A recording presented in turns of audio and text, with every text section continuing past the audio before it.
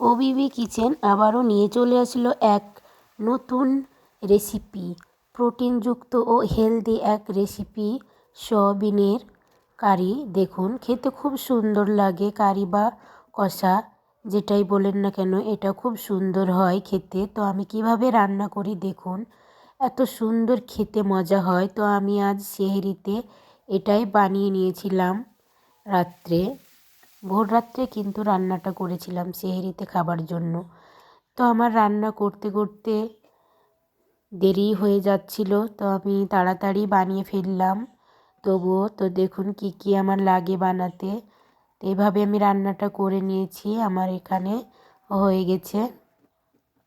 তো আমি রান্না কিভাবে করছি সেটাই আপনাদের দেখাবো এখন। তো চলুন আমি কিভাবে করি এবার দেখাচ্ছি আপনাদের। খেতে খুব সুন্দর। তো এখানে আমি নিয়ে নিয়েছি এই সয়াবিনের প্যাকেটটা। এটা কিন্তু খুব প্রোটিন, বাচ্চাদের খাওয়াও খুব ভালো, প্রোটিনযুক্ত হেলদি একটা এই ভিটামিন, খুব উপকারী এই সয়াবিনটা। তো আমি একটা প্যাকেট নিয়ে নিয়েছি। এই প্যাকেটটার দাম কিন্তু 20 টাকা নিয়েছে।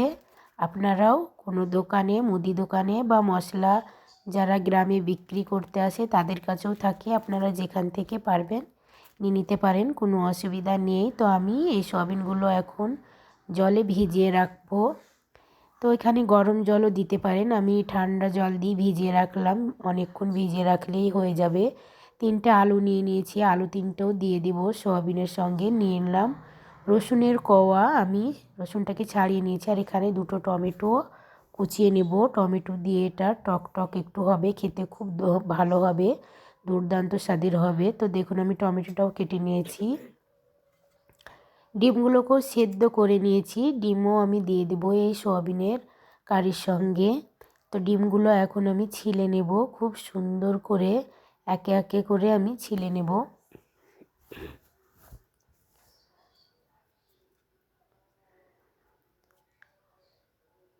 কতটা সুন্দরভাবে সেদ্ধ হয়ে গেছে। আমি 10-15 মিনিট ধরে কিন্তু ডিমটাকে সেদ্ধ করে নিয়েছি, হয়ে গেছে।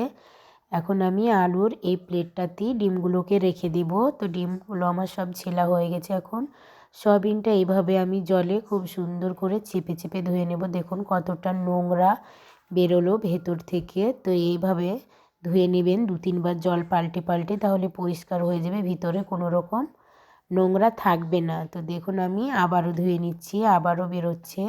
তো আমার ধোয়া হয়ে গেছে। আমি এখন গ্যাসের চুলায় আমি বসিয়ে দিলাম একটা ফ্রাই প্যান। আর কড়াটা গরম হলেই আমি সরিষার তেল দিয়ে দিলাম পরিমাণ মতো, কারণ ডিম, আলু, সয়াবিন সবগুলাই ভেজে নেব। তো ডিমের গাটা এইভাবে আমি চিড়ে দিচ্ছি সবগুলোই। আমি 4টে ডিম নিয়েছি, 4টে ডিমই কিন্তু এখানে চিড়ে দিয়ে দিলাম।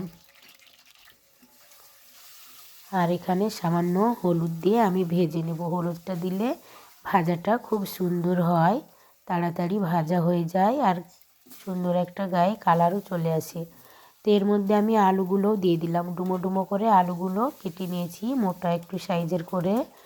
তো সবগুলোই ভেজে নেব। তো আমার ডিমটা ভাজা হয়ে গেছে, তুলে নিলাম। খুব কড়া করে ভাজিনি, তাহলে কিন্তু খেতে ভালো হয় না, একটা কেমন তুলসে তুলসে ভাব হয়, একদমই টেস্টি থাকে না। তো আমি সেই হালকা ভেজে তুলে নিয়েছি, আলুগুলো ভেজে তুলে নিয়েছি। আর এখানে সয়াবিনগুলো এবার ভেজে নেব লাল লাল করে। দেখুন কতটা সুন্দর কালার, মনে হচ্ছে যেন এক একটা মাংসর পিস। তো আমার ভাজা হয়ে গেছে, কালারটা এত সুন্দর লাগছে দেখতে। তো আমি তুলে নিলাম সবগুলো, কিন্তু আমার ভাজা একদম কমপ্লিট রেডি হয়ে গেছে।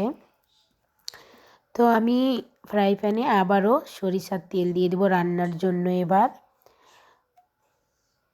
এই দেখুন রান্নার জন্য তেল দিয়ে দিলাম, 2টো শুকনো লঙ্কা, 2টো তেজপাতা, আর দিয়ে দেবো গোটা জিরে।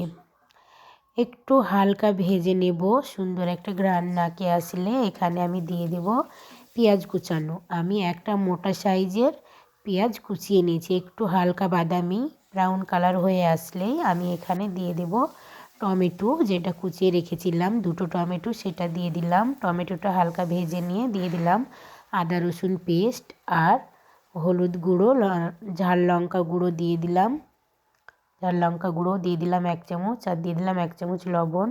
আমার অনেকটাই হবে তরকারিটা, সেই জন্য আমি অনেকটাই দিয়ে দিলাম জিরে গুঁড়ো, আর দিয়ে দেবো এখানে ধনে গুঁড়ো। সব মশলা বা শুকনো মশলাগুলো অ্যাড করে দিলাম।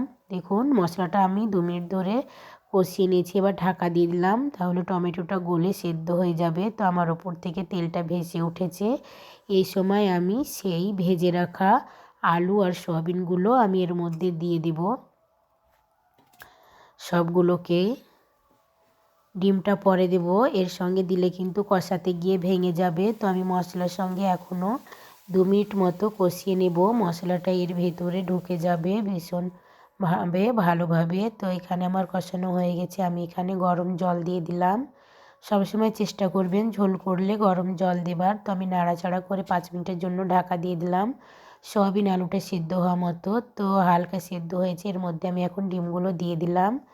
আবারও আমি এখানে ঢাকা দিয়ে দেব 5 মিনিটের জন্য। তো 5 মিনিট পরে আবার ঢাকা খুলে দেখব। তো আমার এখন ডিম আলু সয়াবিন খুব সুন্দর হয়ে সেদ্ধ হয়ে গেছে।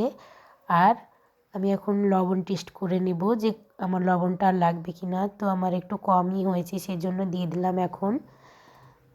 তো আলুটাও আমার সেদ্ধ হয়ে গেছে এখন। দেখুন পারফেক্টভাবে সেদ্ধ হয়ে গেছে। এখানে আমি ভাজা জিরে গুঁড়ো দিয়ে নামিয়ে নিব। এখানে ধনেপাতা যদি থাকে তো আপনারা দিয়ে দেবেন, আমার কাছে নেই, সেজন্য আমি ধনেপাতাটা অ্যাড করলাম না। তো এখন আমার পরিবেশনের জন্য একদম রেডি। দেখুন সেহরির সময় হয়ে এসেছে, তাড়াতাড়ি আমি ঢেলে নিলাম।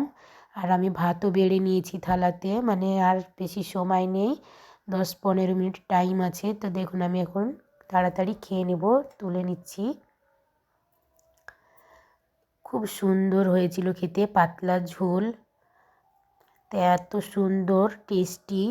তাড়াতাড়ি খেয়ে নিই, টাইমটা যেন নেই, তখন আর রোজা রাখাও হবে না। আপনারা ভালো থাকবেন, সুখে থাকবেন, আনন্দে থাকবেন। আমি এই পর্যন্তই আজ শেষ করলাম।